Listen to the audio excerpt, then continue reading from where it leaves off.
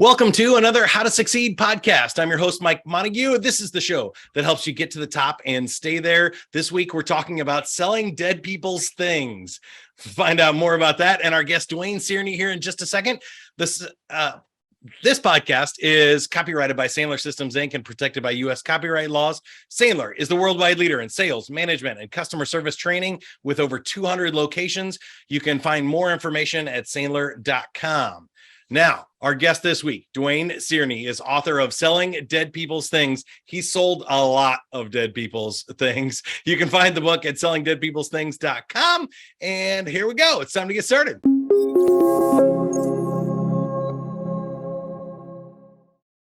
Hey, Mike. Dwayne, welcome to the podcast. Tell me a little bit about selling dead people's things. How did you get into this? And maybe we'll just start there. Okay. Yeah, I was a legal word processor for 8 years, had my own business, very successful, but it was one of those things at the end of the day, you go and say, am I happy? Right. And I just wasn't happy. And so I walked away from it and my accountant practically jumped out the window. And I took a couple of my kind of better clients with me. And I just downsized my life completely. And I just kind of went in search of what did I want to do? And it was around when I was 30, but it really wasn't about the age. It was just, I just kind of had enough with attorneys. I'd had other businesses that had been, actually fairly successful. And I realized I really liked stuff. I really liked old stuff. I remembered being a kid. And I'm going to put this out there for people. It's like, what made you happy when you were a kid? And it was those earliest memories. And it was just being in like my mom's basement. It was all the stuff from their first apartment, which was from the 1950s. And down there, I could play and do whatever I want. I could jump on the furniture. You didn't have to be good downstairs. And it was like, wow, I realized that was all this mid-century stuff. So pretty early on, I decided to get into I should say early on in the mid-century modern trend. I got into that just by luck and happenstance, and it worked. And the fact that I could live on nothing, like $1,000 a month was the goal, and anything I made, I put right back into the business. I found a guy who was actually kind of doing the same thing up in Madison, Wisconsin, and they were selling things to all the dealers on the coast. And I said, that's what we need to do. Let's just be in the food chain. Is my other lesson. Be in the food chain. Don't have to be at the top of your game. Just be in there. And we are 32 years later and own the largest multi-dealer antique store in Chicago. We prop movies. We have for decades, and we sell to dealers. I mean, really all over the world. But I've got New Yorkers who come in, shop us, have lunch, and go right back to New York. Hey, nothing wrong with that. It sounds like an awesome, fun business. Now, when we talk about attitude here for sales, I feel like there's something different about what you do with nostalgia, vintage items, retro things. You're selling old things, often estate sales and dead people's things. That's where you get the title of your book. Would you say there are any common myths or misconceptions about selling old stuff or the value that retro and vintage things have? I think there's a deeper connection to vintage, just a much more personal connection. And admittedly, if you're in sales and you're selling somebody a car and the car is going to sit in the garage, it's in your home, but it's not like in your home. So vintage is things that are going to be like either in your home or actually on you. So vintage clothing, jewelry. Right, guys love cufflinks. There's these things, this myth that guys don't like this kind of stuff. Baloney. They're all buying, looking for the best in vinyl because vinyls come back. And I had this record when I was a teenager, or I could never find this record.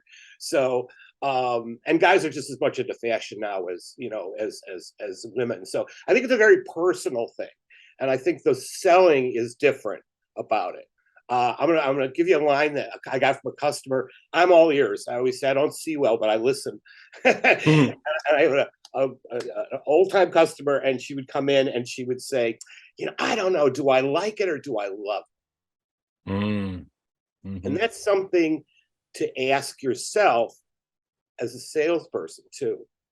And you can ask the customer that. And there's nothing wrong with them going, you know what, I like it. And I go, that's not the one for you. And that kind of honesty that you're expressing to a customer just it validates you. It validates you. Yeah, and I think there's a couple of other interesting things there that I was thinking is you might often be selling something that's broken or doesn't even work anymore, and somebody still finds more value in it than a working version of it. I'm thinking of cars and all kinds of vintage toys and other things. But so there's got to be an interesting sale here that's clearly emotional. It's not a return on investment, but there are collectors who are looking for the monetary return. How do you judge whether it's a pain-based sale? You can tell like, oh, I'm never going to see another one of these again. If I don't buy it, I'm going to miss out. And there's that FOMO aspect versus this purchase is really going to make me happy. This is a gain sale. Like, I'm so excited I found this kind of thing. Is there a difference in those, or do you see a lot of differences in buyers? Well, there's the historical reference of just a buyer's remorse that they didn't buy it. They saw this once before and they didn't buy it. And then you may have to have the issue of, well, now this one's more money, which is always funny because it's like, well, there was that time machine. I just tend to use humor as best I can to diffuse things, because it's almost like it's something they want and then they missed and they find it, and then there's this disappointment because I'm gonna have to buy it. I wasn't expecting to find this today. That's interesting. Yeah, I wasn't expecting to find this today, but I'm in the back of my head, oh yeah, I've been looking for this, and this one's more money. And of course, it's, well, when did you see that last one? It's 1995. Hello, things have changed. But I've also had the situation where things are less money than what they originally saw it for, because I would say this is a business of fashion. There's just these trends. I don't really call them trends. I call them more fashions. And then they're like, well, why is this less money? Which, that's actually a tough question. Yeah. I go ramble into all kinds of things. Well, the dealer found it cheap and he can sell it cheap, or or whatever. And I don't want to say, well, nobody wants those anymore. Right. My partner and I have a running joke because he once said, oh, that. And that killed it. Just absolutely. Because he just expressed exactly how he felt. Like, oh, we've been there forever. Hey, you're going to buy that? Like, don't edit. So I think that takes us to behavior here and doing the right thing at the right time, because you're talking about, I think there's you're trying to buy low and sell high as like a stock market pick on some of these fashion trends, but also in the selling, you have to catch that person at the right time, like when they don't have one or when they're available and they're looking for stuff. What comes to mind when I say right time and kind of right person, and how do you qualify? Do you have any favorite questions, or how do you know when somebody is really a good buyer for you? I think when well, there's a couple variables on that. If they're shopping alone, it's more likely they'll be able to close the sale. It's funny, but couples, gay, straight, whatever, they one partner will invariably like sink their Bismarck, and it'll always be about, well, you didn't let me buy whatever, which again has nothing to do with what I'm doing, what I'm trying to sell. That can be difficult. So first, if I can get just somebody single, and then it's making it as easy as possible for them. So post-COVID, we really don't offer holds, because I always say no one has the same item in the same price in the same condition. It's just not going to happen, right? And I'll throw that out there too, which is just kind of pointing out the rarity of what they're finding. And it can be something that's $10 or $5,000. It doesn't really matter in the price point. And I could say, I can hold it overnight for you. So I'm offering something which they didn't even really think about. And this is going to sound absolutely stupid, but it works. And I used it this past weekend. And I had a young man come in and he looked at this giant painting and he wanted it. His partner didn't want him to have it. And I said, if you dream about it. Now, when I say if you dream about it, I really don't actually mean that you're going to dream about it. I really mean if you think about it. But that just isn't sexy, right? Well, if you think about it, I'm thinking about doing laundry. It's really not going to close the sale.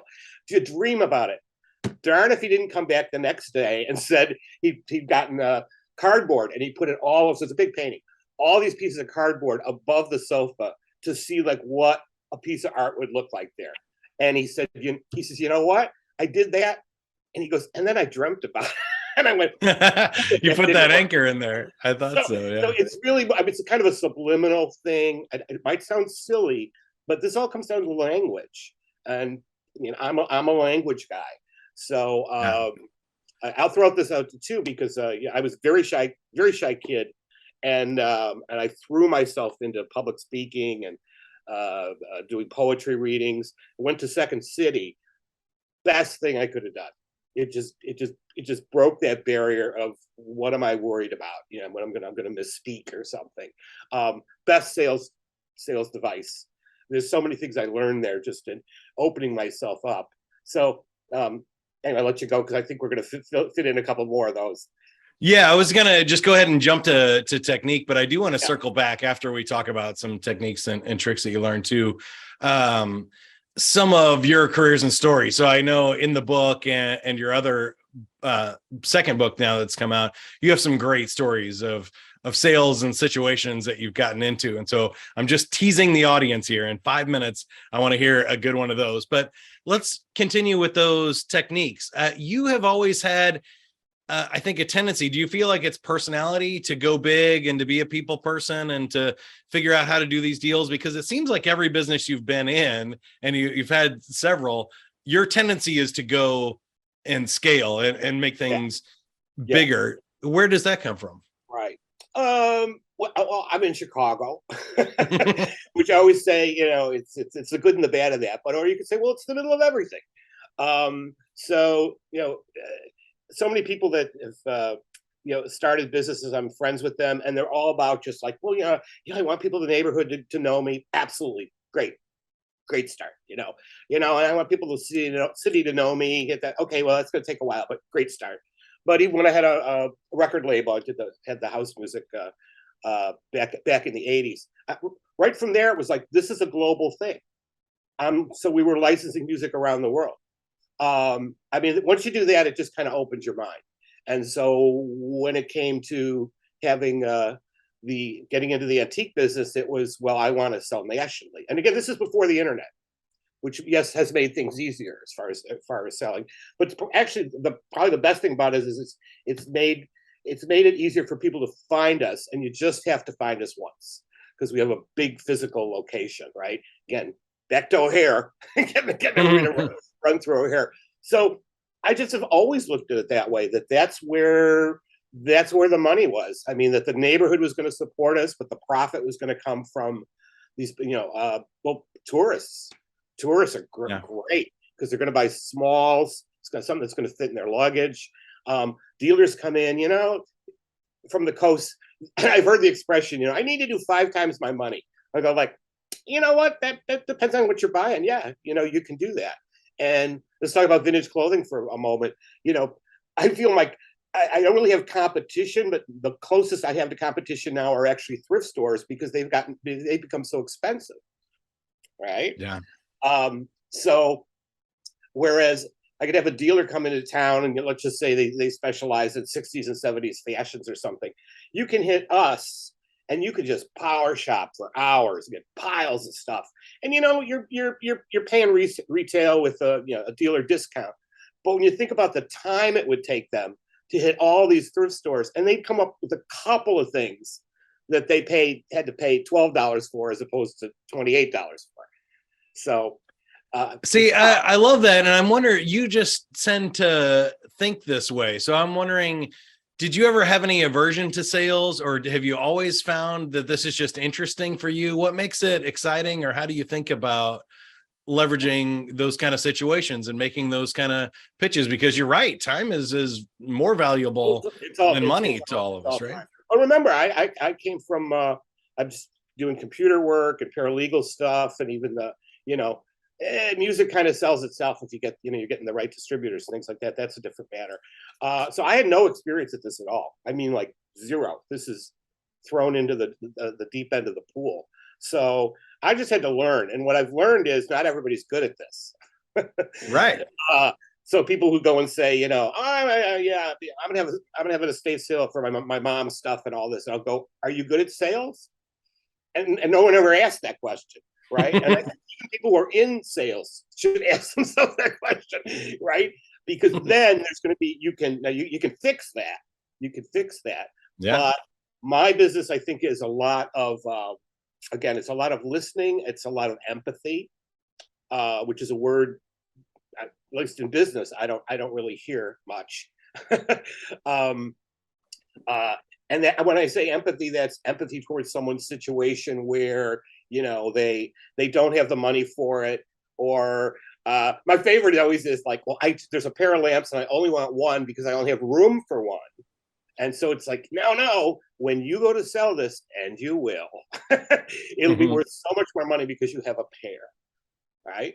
So, and then, they squeeze it in the house and they give it to their sister or whatever. It doesn't really matter. I'm trying to sell a pair of lamps. Yeah, you don't want one lamp. So when I say empathy, it's like, what's the negative? What is the reason that they don't want to, purchase this? What's causing that hesitation? And let me solve that for them. I love that thought process for sure. And there's a bunch of good techniques I heard in there. But now I want to hear about why the book and what's in the book, and maybe your favorite story out of those. So the second book is Vintage Confidential.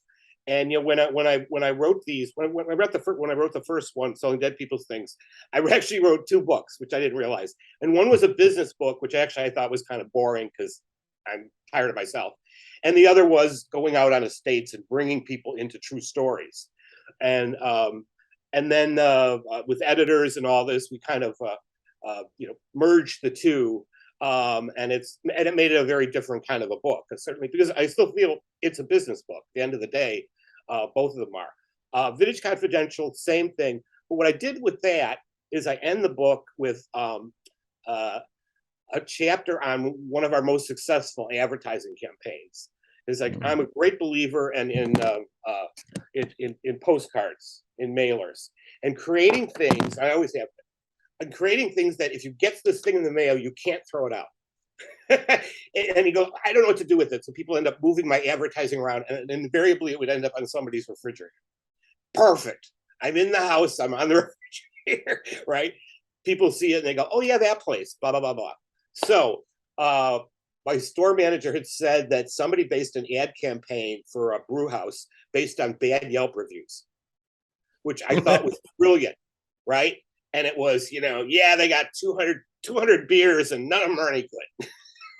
So they would just reproduce that. And then they would say, and we also serve pizza. Yeah. So, and I went, God, that's a great idea. So what I did was, long story longer, what I did was, I had the people say the darndest things. I mean, customers just say the craziest stuff in requests or whatever. And so with my staff, I said, let's start a contest. And I said, whenever somebody says something nutty, I mean that respectfully, write it down. And I said, at the end of the week, I'm going to pick out the best one, and then I'm taking you out for a beer, or I'll buy you a burger or whatever. And we did that for months, and I got hundreds of these comments. And then we turned it into a Christmas card. And how we did it, so it's kind of a cross. Pull this one up again. So it's very much like a crossword, very much like a crossword, right? And so then we would highlight different letters, so it says Happy Holidays just by picking out the letters. But when you read it, it says, is this the place people told me about? What do all these sold tags mean? I'm looking for something shaped like a brick. Are you ever open when you're not open? Why aren't all your earrings cufflinks? Why aren't all your cufflinks earrings? I'm looking for something I don't think was ever made. It's cheaper when you go out of business. You should have a clothing optional night. Is that like a famous mirror? Do you get all this stuff out of a catalog? If I don't see what I want, is it someplace else? Is this like a museum or isn't anything for sale? If I don't buy this, will someone else? Now, all great questions, really. All great questions. Unanswerable questions. So then what I did for the book is you want to hear more of them, and some of them are just out there. My mother's having an estate sale, but she doesn't know about it yet. It's one of my favorites. I'm looking for something that I think is illegal to sell. Anyway, so I turned that into a chapter in the book where there's all of them in there, and I think it really reflects just what it's like to be in sales and listen to these things, and then you still need to have a response. Where are all your vintage bongs, man? Right? Yeah, I mean, you got to learn. You learn good sales responses you got to roll with it. So expect your improv lessons. So actually, it is improv. So I actually ended that book, with a kind of a marketing sales chapter. But my point is that any business can do that. Any business can take a negative, something just going, well, that was terrible, and rework it. And if you can bring out the humor, not a bug, it's a feature. Yeah, that's good. I like that. That's not a bug, it's a feature. Rework it to your advantage. It's there. And people say, I've been doing this 30 plus years. I've done hundreds of cards. It's gotten difficult to top myself, in that, because I have to think like, oh yeah, this is really good. I think that's also what sets us apart, is whenever you can use humor or something which is just so like out there, it stops people. You need to get their attention. I love that. I mean, I think it's a great sales and marketing lesson. It's the stuff that makes you different, that makes you unique and brings value to the situation. And once again, we're talking with Duane Cerny. He is author of Selling Dead People's Things. You can find it at sellingdeadpeoplesthings.com. But I wanted to get to know you a little bit better here, Duane. 3 quick ones. How do you define success at this point in your career? You got a big, successful business. You've sold plenty of things. I feel like it's a great collector's question too. When is enough enough? How do you define success? Yeah, gets a little scary at this point. Well, you go back to the original question and say, are you happy? And one thing that makes me happy is actually meeting individuals such as yourself and getting the story of vintage and resale out there, because it's a huge part of the economy that people just don't talk about. And I seem to be one of the few people who talks about it. So that actually makes me happy. And it goes back to what you had said, it's the broader audience. It's the bigger audience. I love that I can sell books in Australia and I get a question about, because when the selling dead people's things, I always want to say, it's not a how-to. I'm not teaching you how to sell dead people's things. I'm looking at it from a completely different perspective and giving you the stories about objects and people. And I think when you can step back in terms of any kind of sales and marketing and look at, what are you selling and who are you selling to and what do they like, and take the money out of it, which is tough. It's a really tough thing for people to do. But if you can take the money out of it for just a while, your eyes will open up, your ears will open up, and there's just so much more to it, and it'll just make things, you'll just be more successful from it. So yeah. And more fun. I'm happy now bringing this to a much larger audience. Was there a biggest failure or lesson learned that you're most proud of? What did you have to get over in order to be successful? Well,